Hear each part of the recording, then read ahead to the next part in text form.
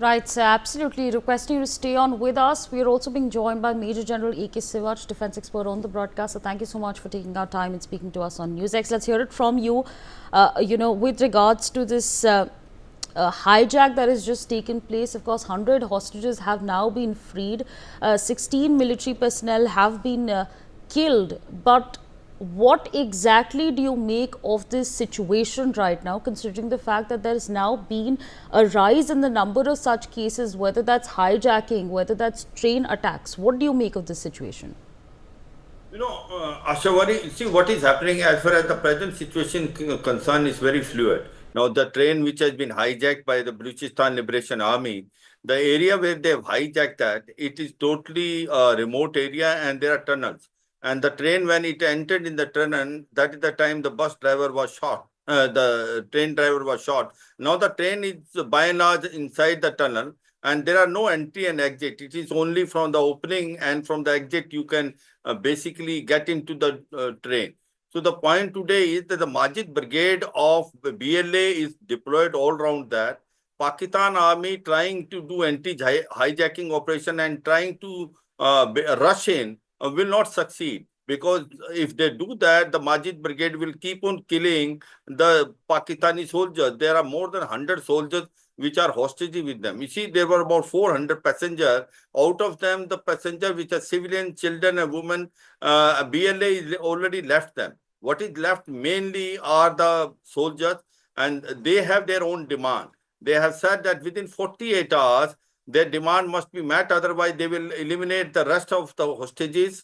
Also, the demand is that all the political prisoners which are there with Pakistan must be released of Balochistan. And second thing is that about 10 to 12,000, the youth which is missing from Balochistan, they are all in Pakistan jail. They must be also released. And there should be a political talk which should take place between Balochistan Liberation Army and Pakistan. Now, if that does not happen, you will find it more casualty taking place. The reports which are coming from the ground are conflicting. Both sides are trying to project that they are on the winning side, but it seems to me that on ground the situation is very precarious for Pakistan Army. They have not succeeded on ground operation. They tried to basically bust in and do anti-hijacking operation by rushing in. They did not succeed because Majid Brigade is very well deployed and they repelled the attack. Then they started attacking with attack helicopters and drones. That also not succeeded because the terrain is such that it is covered under the caves and the canal. Now the problem which is coming as far as Pakistan Army is concerned, they are not finding too many alternatives. And Majid Brigade is very well deployed. Now, what will be the next course of action that one can't really basically perceive. If Pakistan Army keep on thinking that they can launch an attack and try to release the hostages, they possibly seemingly looks to be a mistaken, hope, because the way Majid Brigade is deployed, they will repel and they will keep on killing the Pakistani soldiers.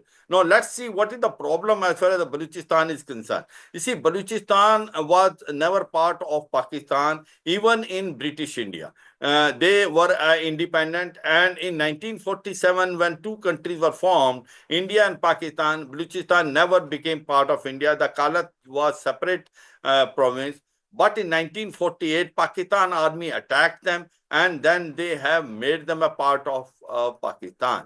And the time they have taken Balochistan within themselves, they have basically exploited Balochistan. As on today, the largest territory of province is of basically Balochistan, largest province, rich in resources, cobalt, zinc, copper, gold, oil and gas, but per capita income is the least. They are considered as a second-class citizen.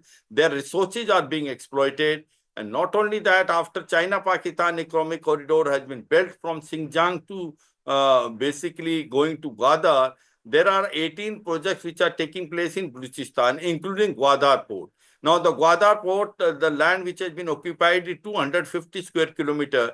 The fishermen who used to go in the fishing, they cannot go. All these projects which are taking place are basically they are exploiting the resources of Balochistan. No technician engineers are employed of Balochistan. They are either Punjabis or they are Chinese. Now, the point today, as far as the Balochistan Liberation Army is concerned, they are saying the Balochistan is being totally exploited by Pakistan and China. And they do not want China-Pakistan economic corridor to become a ground reality. They want these resources which are being exploited should stop. And for my viewers, I must tell you that as far as the Gwadar is concerned, it was never part of Pakistan. It was in 1958 when Pakistan has bought it from Oman.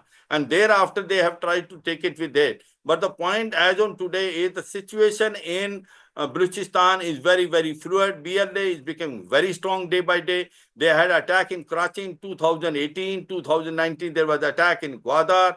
And as on today, the BLA has done an operation deal with Tehreek-e-Taliban Pakistan, which is attacking Pakistan in Khyber Pakhtunkhwa.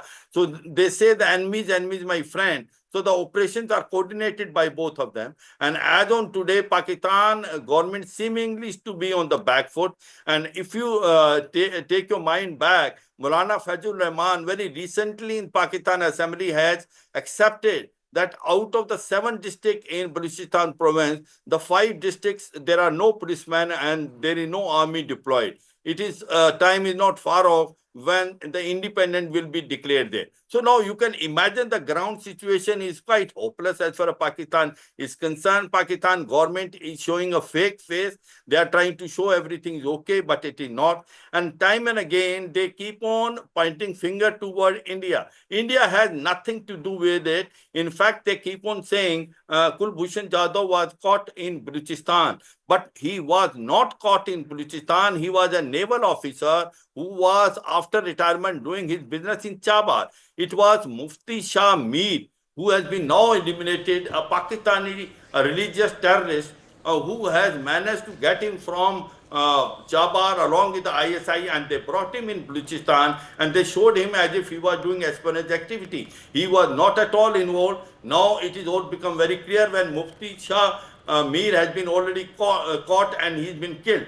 And therefore, the point today is India has nothing to do what is happening in Balochistan. It is own doing of Pakistan. As far as Pakistan is concerned, Pakistan is using too much force in Balochistan, exploiting the resources. Citizen, 10 to 15,000 youth is missing from there. Don't want to stay in Pakistan. That is their bottom line. Absolutely. And that is why they are fighting against that. All right, so absolutely requesting you to stay on with us. We have some breaking news coming in where ambulances from Quetta continue to